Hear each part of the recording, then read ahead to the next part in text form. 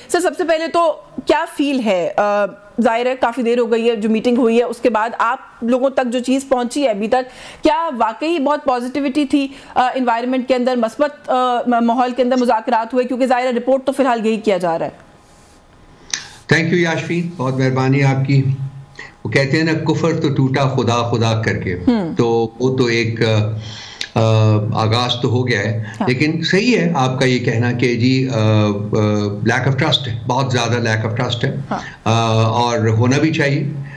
پچھلے 2.5 سالوں میں جب سے عمران خان صاحب کی حکومت کو ہٹایا گیا ہے، جو پارٹی کے ساتھ ہوا ہے، جو ان کے ساتھ ہوا ہے، بغیر کسی گناہ کے، بغیر کسی کوئی غلط کام کیے ہوئے، وہ تو اب زبان زد عام ہے، دنیا کو بھی پتہ ہے، ساری دنیا میں بھی اس کے بارے میں کامنٹ کیا گیا ہے، پروٹیسٹ کیا گیا ہے، اور وہ اس کے اس ساری بیک گراؤنڈ کو اگر آپ سامنے رکھیں تو ٹرسٹ کا ہونا جو ہے وہ ایک بڑی مشکل سی بات ہے ابھی۔ لیکن بات چیت کا جب بھی بات چیت کا مقصد کیا ہوتا ہے؟ بات چیت کا مقصد یہ ہوتا ہے کہ جی ٹرسٹ پیدا کیا جائے، اور بات چیت ہی ایک وہ عمل ہے جس سے کہ مسائل حل ہو سکتے ہیں at the end of the day, کیونکہ سیاست میں آپ ہاتھ میں گنز لے کے تو لڑائی نہیں کرتے، جدوجہد نہیں کرتے۔ سیاسی جدوجہد جو ہے ایک ڈفرنٹ چیز ہوتی ہے، اور وہ اس کا جو مطلب جو اس کا اصل جو ایسنس ہوتا ہے اس کا وہ یہی ہے کہ جی بات چیت کے ذریعے ایک عمل کا آغاز کیا جائے، اور پھر گیو اینڈ ٹیک کے ایک اسپرٹ میں مسائل کا حل تلاش کیا جائے۔ لیکن سر حل تلاش کرنے کے لیے کسی بھی چیز کا تھوڑا سیز فائر بھی کرنا پڑتا ہے نا، وہ کہتے ہیں نا تھوڑا سا جو وہ ہے گولہ باری ہے اس کو بھی ختم یا کم کرنا پڑتا ہے۔ گولہ باری البتہ ایسا لگ رہا ہے کہ کم نہیں ہو رہی ہے، ابھی بھی ڈاکٹر عارف الوی کہتے ہیں جی کہ ان سے مذاکرات کرنے کا فائدہ ہے جن کے پاس اختیار ہو، اس کے علاوہ بھی بہت کچھ کہا جا رہا ہے آپ کی جو لیڈرشپ ہے اس کی طرف سے۔ تو اگر مذاکرات کرنے ہیں اور سنجیدگی ہے تو سر دو باتیں، ایک تو جو میں نے ابتدائیے میں کہا کہ جو آپ کی باقی کی ٹاپ لیڈرشپ ہے جو اس کمیٹی کا حصہ ہے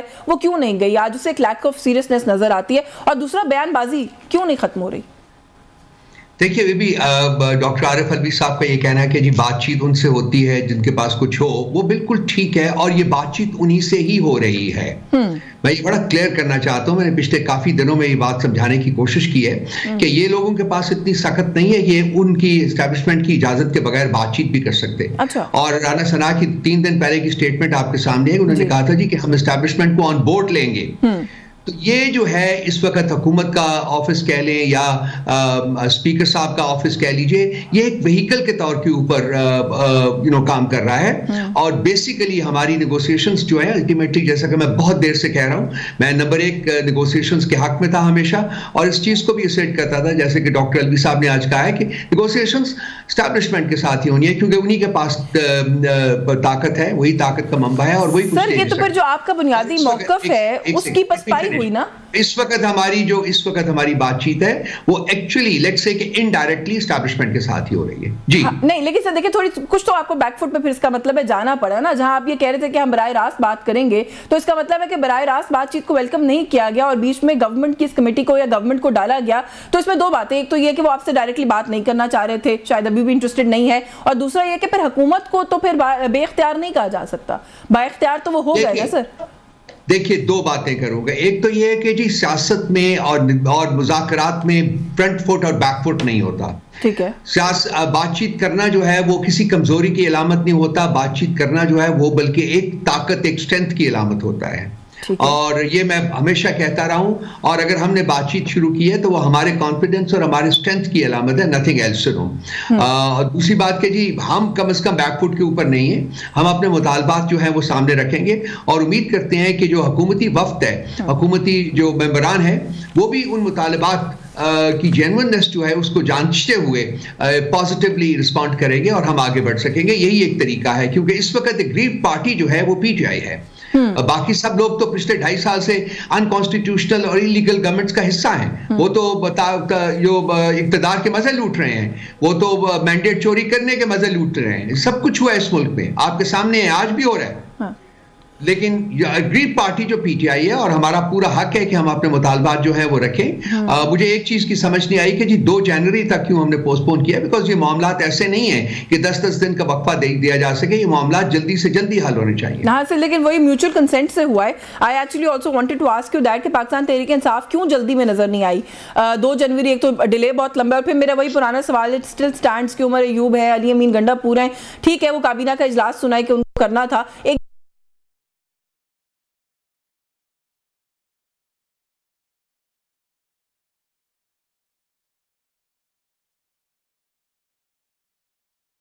آج کمٹمنٹس تھیں. عمر ایوب صاحب جو ان کے کیسز لگے ہوئے تھے, ان کے بیلز کا مسئلہ تھا, وہ ان میں نہیں رک سکتے تھے. حامد خان صاحب ملک سے باہر ہیں آج کے دن. سلمان اکرم راجہ صاحب لاہور میں پھنسے ہوئے تھے, ان کی وہاں کمٹمنٹس تھی. تو انہوں نے اس بیسس کے اوپر شاید آج کی تاریخ مقرر کر دی کہ سب لوگ پہنچ سکیں گے, بغیر جانے ہوئے کہ جی لوگ آ سکتے ہیں کہ نہیں آ سکتے. چونکہ حکومتی وفد کی میرا خیال ہے انسسٹنس تھی کہ جی پہلی میٹنگ ہم ابھی کر لیتے ہیں, کیونکہ اس کے بعد ان کے جو کچھ ارکان تھے ان کی بھی مصروفیات تھی, پیپلز پارٹی والوں کی خاص کر مصروفیات ہیں کچھ, تو اس لیے آج کا ہوا ہے. لیکن اس کا مطلب یہ نہیں کہ وہ شریک نہیں ہوں گے. میرا خیال ہے کہ آئندہ جو 2 جنوری کی تاریخ جو مقرر کی گئی ہے اس میں میرا خیال ہے کہ ہمارے تمام جو اراکین ہیں نیگوشیٹنگ کمیٹی کے وہ موجود ہوں گے. بالکل ٹھیک ہے. اچھا سر, چلے میں آپ سے آپ کا ایک پرسنل اوپینین پوچھ لیتی ہوں. کتنے پر امید ہیں آپ یہ 2 جنوری کو کے بجائے کل ہو جاتے, پرسوں ہو جاتے, سپیڈ تیز کر لیں, کم کر لیں, آپ کو آؤٹ کم سے کیا امیدیں ہیں؟ آپ پرسنل اوپینین میں چلیے پرسنل اوپینین کے طور کے اوپر بات کر لیتے ہیں. دیکھیے جی, میں عرصہ دراز سے کہہ رہا ہوں کہ اس وقت جو ملک کی سیاست جس نہج کے اوپر پہنچی ہوئی ہے اس میں یہ نہیں کہ ایک بندہ جیتے گا اور دوسرا بندہ ہارے گا. یہ نہیں کہ جی پی ٹی آئی کے پاس میجورٹی آ جاتی ہے اور باقی لوگ بھی موجود رہیں گے. خان صاحب سیاست کو جس نقطے کے اوپر لے آئے ہیں وہاں ان لوگوں کی سیاست ختم ہو چکی ہوئی ہے. یہ اب سیاسی جنازے ہیں سب. پیپلز پارٹی ہو گئی یا پی ایم ایل این ہو گئی یا ایم کیو ایم پی ہو گیا, یہ سیاسی جنازوں میں زبردستی کی جان ڈالنے کی کوشش کی تھی الیکشن چرا کے.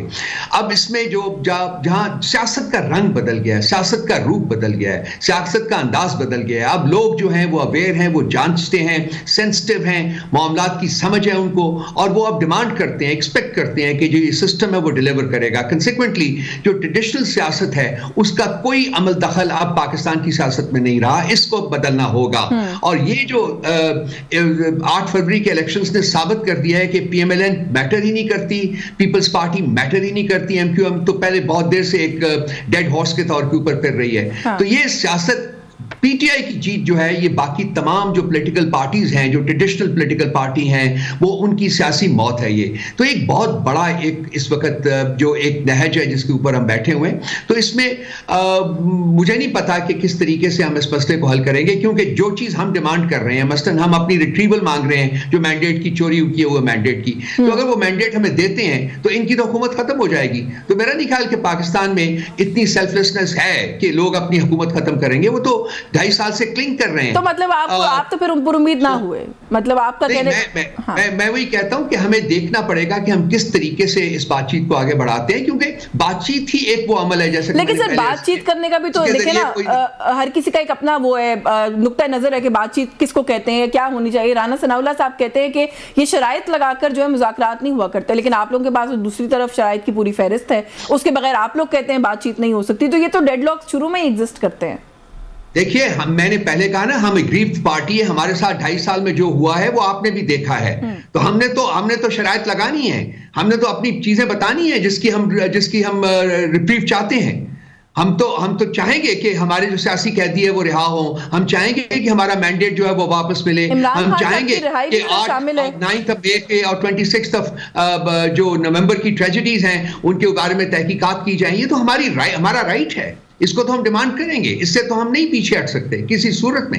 اب ایڈوائزر ہیں بیرسٹر عقیل حکومت میں, وہ یہ کہتے ہیں جی کہ بانی پی ٹی آئی کی رہائی جو ہے وہ مذاکرات کے اندر شامل نہیں ہو سکتی, اس کے اوپر بات چیت نہیں ہو سکتی, لیکن آپ لوگوں کا جو آپ لوگوں کے مطالبات ہے اس کے اندر یہ بھی بات جو ہے وہ شامل ہے. پھر جو آپ کے کچھ ناقدین ہیں وہ یہ کہتے ہیں کہ جب آپ کہتے ہیں کہ بانی پی ٹی آئی کو رہا کریں, یہ مشروط ہے ڈائیلاگ, اس سے تو اس کا مطلب ہے کہ آپ بلیک میل کر رہے ہوتے ہیں, کیونکہ وہ تو ایک لیگل طریقہ کار ہے نا جس سے انہوں نے رہا ہونا ہے. حکومت کے سامنے یہ شرط لے کے کیوں جاتے ہیں آپ؟ دیکھیے یہ بلیک میل کا لفظ جو ہے نا یہ غیر ضروری ہے اور غیر مناسب ہے, ایسے الفاظ استعمال نہیں ہوتے بات چیت میں. دیکھیے ہم سیاسی قائدین کی رہائی کی بات کر رہے ہیں, بے گناہ سیاسی پرسنرز جو ہیں جن کو 1.5 سال سے جیل میں رکھا ہوا. خان صاحب کو 500 دن سے زیادہ ہو گئے ہیں, خان صاحب کو سب مقدموں میں وہ بری ہو چکے ہوئے, اس کے بعد نئے مقدمے کھڑے کر دیتے ہیں. फेक एंड फ्रिवलस केसेस खड़े कर देते हैं। तो ये उनकी इंटेंट जो है वो सबके सामने है।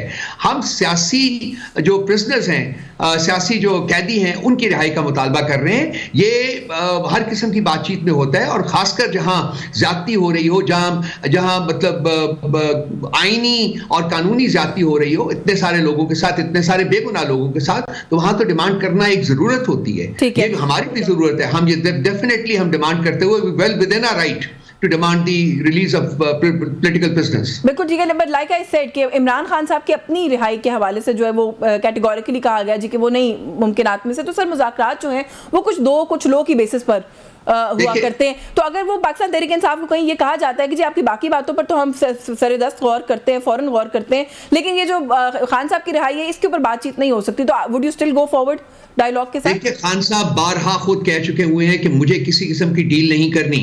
वो बारहा खुद कह चुके हुए हैं कि मैं कोर्ट्स के जरिए अपने तमाम मुकदमात में बाइज्जत बरी होना चाहता हूं। हमारी डिमांड ये है कि ये आईन और कानून के मुताबिक अदालतों को काम करने दें। ठीक है। खान साहब उसके बाद एक दिन भी जेल नहीं रहेंगे। खान साहब के जो ऊपर जो मुकदमे हैं ना वो ठीक है, ना ही अदालतों को काम करने दिया जा रहा है, अदालतों को मैनिपुलेट किया जा रहा है, जबरदस्ती के नतायज हासिल किए जा रहे हैं। अब ये कॉन्स्टिट्यूशनल बेंच भी बना दिया गया है। आपने देखा कि क्या हो रहा है, क्या तमाशा वहां हो रहा है। इस वक्त पाकिस्तान में अदलिया नाम का पिलर मौजूद नहीं है, और रियासत दो पिलर्स पे खड़ी है।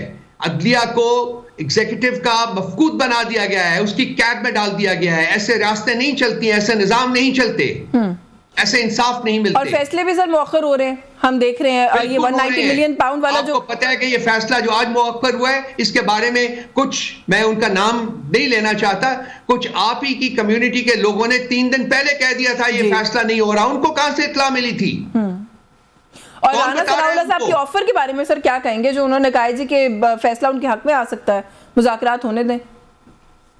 देखिए, वो वक्त बताएगा। वो मैं उसके बारे में कोई प्रोजेक्शन नहीं करना चाह रहा। तो पास्ट रिकॉर्ड है पिछला इनका, जो अदालतों के जो फैसले आए हैं, जिस तरीके से अदालतों को जिस तरीके से मैनिपुलेट किया गया है और किया जा रहा है, मैं उससे तो कोई उम्मीद लगा के नहीं बैठता। लेकिन खान साहब ने अल्टीमेटली तो रिलीज होना है, और वो अब ज्यादा देर तक खान साहब को कैद में नहीं रख सकते। सर लेकिन खान साहब करके नहीं निकलेंगे। खान साहब अदालत से बाइज्जत बरी होकर निकलेंगे इंशाअल्लाह ताला। जो मैंने इब्तिदाइये में कहा सर, ऐसा लग रहा है कि ये एक तलवार है जो आप दोनों ने एक दूसरे के ऊपर लटकाई हुई है। आप लोगों ने सिविल नाफरमानी की लटकाई हुई है, इनके हाथ में ये लग गई है 190 मिलियन का फैसला, ये इन्होंने लटकाई हुई है। और मुज़ाकरात अगर आप दोनों में से किसी की भी मर्जी के खिलाफ जाते हैं, कोई डायरेक्शन लेते हैं, तो फिर ये तलवार जो आप लोग गिराने की ये जाहिर ऑब्वियसली उसको यूज कर सकते हैं, एज अ टूल इस्तेमाल कर सकते हैं। जमात के रास्ते की उसके पास जो जितनी उसकी आईनी हकूक हैं, उसके कानूनी हकूक हैं, उसके इखलाकी और इंसानी हकूक हैं, जब आप उस जमात से वो ले लेंगे, छीन लेंगे, डिनाई करेंगे उसको, तो उसने सियासी एहतजाज तो करना है। हम तो पुरअमन सियासी एहतजाज कर रहे हैं, और उसकी भी क्या हमें इजाजत नहीं मिलेगी?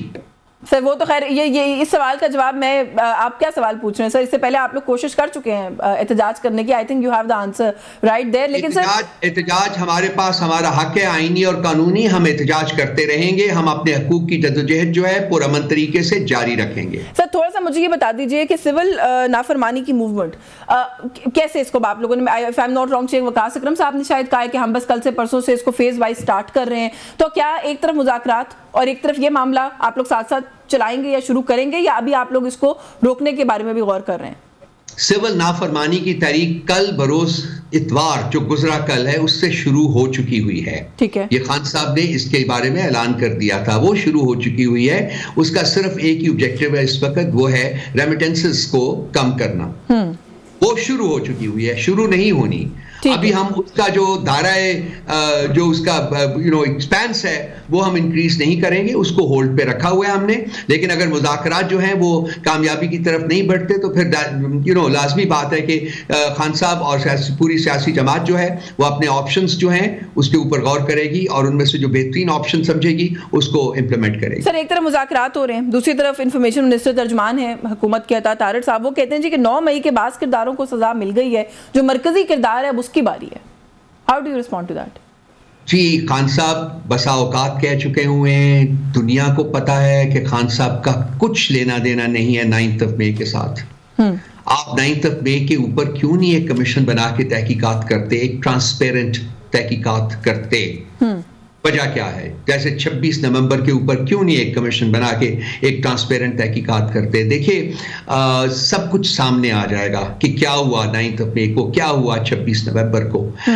तहकीकात, ट्रांसपेरेंट तहकीकात ना करने का मतलब यह है कि कुछ छुपाया जा रहा है, कुछ छुपाने को है। वो नहीं होना चाहिए। हम तो कहते हैं कि जो लोग भी 9 मई या 26 नवंबर के जो अनफॉर्चुनेट इंसिडेंट्स हुए हैं उनमें जो भी गिल्टी तलाश करेंगे पाए जाएंगे after a transparent inquiry bye an independent commission, उनको करार वाकई सजा मिलनी चाहिए। चलिए, आप लोगों के मुतालबात के अंदर भी कमीशन का क़याम जो है वो शामिल है, मुज़ाकरात हो रहे हैं, पॉजिटिव बात है, एनवायरनमेंट पॉजिटिव है। लेट्स होप कि हुकूमत जो है वो इस तरफ कोई पेशरफ्त करे और बात जो है वो यहाँ तक पहुँचे। सर, थोड़ा सा ये फौजी अदालतों वाला पाकिस्तान तहरीक इंसाफ, आप लोगों ने शायद उसको चैलेंज करने का फैसला कर लिया है, जो फौजी अदालतों से फैसले आए हैं। इंटरनेशनली भी कुछ हेड्स रोल हुए हैं वैसे इसके बाद।